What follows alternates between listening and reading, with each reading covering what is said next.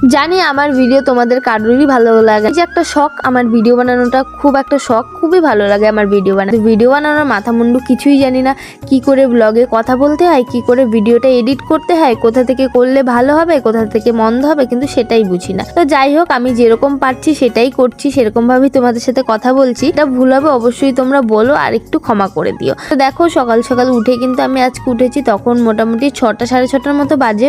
উঠান টুঠান ঝাড়ু দিয়ে নিয়েছি, আর দিয়ে কিন্তু আমি বিছানাটাও গুছিয়ে নিচ্ছি। বিছানা গুছানোর পর তো সকালের কাজ জানোই, যে ঘর ঝাড়ু দেওয়া, ঘর মোছা, এসবই করছি। তো ঘরটা ঝাড়ু দিয়ে বাইরে এসে দেখছি আকাশটা প্রচন্ড মেঘলা করেছে, দেখে মনে হচ্ছে এখনই ঝড় চলে। কারেন্টটা এত ডিস্টার্ব করছে, যাচ্ছে আর আসছে। আর এদিকে কিন্তু আমি রান্নার জন্য প্রস্তুতি শুরু করে দিয়েছি। এখানে সয়াবিন নিয়েছিলাম, সয়াবিনটা রান্না করবো আলু দিয়ে। এবার দেখছি কারেন্ট আপ ডাউন করছে, তো সয়াবিনটা রেখে দিয়ে বসিয়ে দেবো এখন ডাল। সয়াবিনটা রান্না করার না কারণ হচ্ছে কারেন্ট নেই, আর কারেন্ট ছাড়া আমি মশলাটা করতে পারবো না, যেহেতু আমি মিক্সারে মশলাটা করি, আর শিলনোড়া নেই, সেই কারণে। এদিকে কিন্তু বসিয়ে দিয়েছি আমি মুসুর ডাল গ্যাসের মধ্যে। আর মুসুর ডালের মধ্যে একটা মিডিয়াম সাইজের আলু পাতলা পাতলা করে কেটে ছুলে সেটা ডালের মধ্যে দিয়ে দিয়েছি।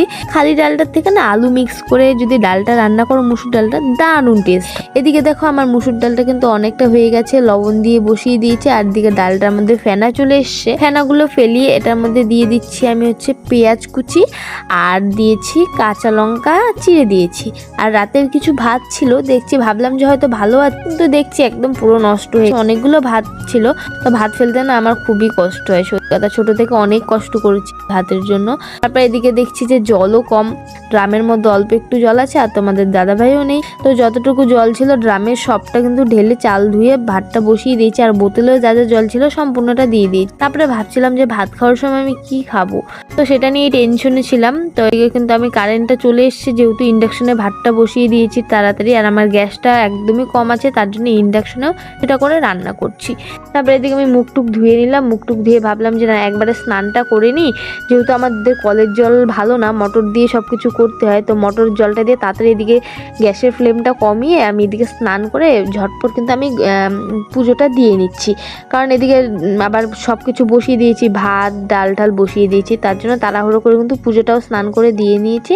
আর এদিকে দেখি যে না, আমার ডালটাও হয়ে গেছে। এদিকে পুজো টুজো দিতে দিতে তো ডালটা কিন্তু আমি এদিকে পেঁয়াজ, পাঁচফোড়ন, তেজপাতা দিয়ে ফোড়ন দিয়ে দিয়েছি। আর এদিকে আর এখন কিছু রান্না করার টাইম নেই, যেহেতু আমার টাইম হয়ে গেছে 9টা সাড়ে 9টা বেজে গেছে, আমার আবার বেরিয়ে যেতে হবে। এদিকে সব কিছু মুছে টুছে পরিষ্কার করে থালা বাসন যা যা ছিল সব কিছু ধুয়ে টুয়ে এখন কিন্তু তোমাদের দাদাভাইও চলে এসছে। আর জলের টেনশন করছিলাম, তোমাদের দাদাভাই এসে কিন্তু জলটা নিয়ে এসছে, অনেক বাচ্চা বেঁচে গেছি। তারপরে খাওয়া দাওয়া করে রেডি হয়ে বেরিয়ে পড়ছি এখন তোমাদের দাদাভাই